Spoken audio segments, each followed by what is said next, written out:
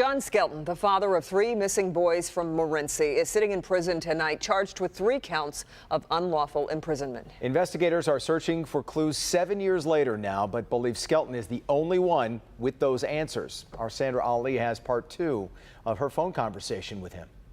We recently talked to John on the phone from prison, the first time we'd heard his voice in 7 years. Then he called again. In our second conversation, John was vulnerable. In fact, he proclaimed his love for his ex-wife, Tanya. He also admitted he did wrong. I've told them everything that I can remember. I've tried. John Skelton says he gave his boys to an underground group. He says the boys are safe with them. He also says he's given the police all the information he can. Like I'm saying, to heck with you. It's your problem, not mine. I've been helping them. John told investigators he gave the boys to a group of people to keep them away from their mother, Tanya. John says Tanya was abusing their children. Did you want to get back at Tanya for everything she had done? No, just like I told you, I didn't do anything to try to hurt Tanya. I still love Tanya. It was my mom who told me I had to stop saying that. Why did your mom tell you had to stop saying that? I don't know. Maybe she thought it sounded stupid, ridiculous, or made me look like an idiot. I don't know. We asked John if the underground group that has his kids were to hurt the boys, what would he do? If I found out and I found them, I'd probably end up back in here because I'd hurt them. So you think that person who, God forbid, ever hurt them, they should be hurt? Yeah.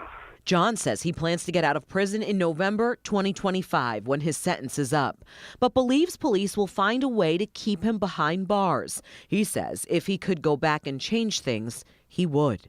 I wouldn't burn all my evidence, any contacts, any evidence whatsoever. I wouldn't have burned that. I would have gotten, my parents involved, ask them what I should, if I should really do this, ask them, if there's any other things that I could do. I don't know. I would have done a lot of things different, I suppose. But there was a plan, and it made me feel, I guess, anxiety, or I felt like that was not the thing to do. The plan John's referring to is his mom and dad told him they would come pick him up, take John by himself back down to Florida. John would live with them by himself, no kids. John says his parents demanded an answer by Wednesday, the day before Thanksgiving, 2010. It felt like I was running out of time because I couldn't live there and I couldn't hold a job. You felt like you were running out of time?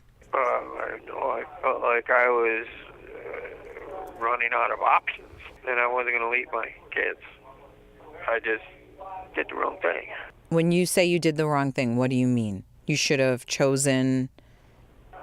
I should not have done what I did. I should have just lost my voice. What do you mean? Well,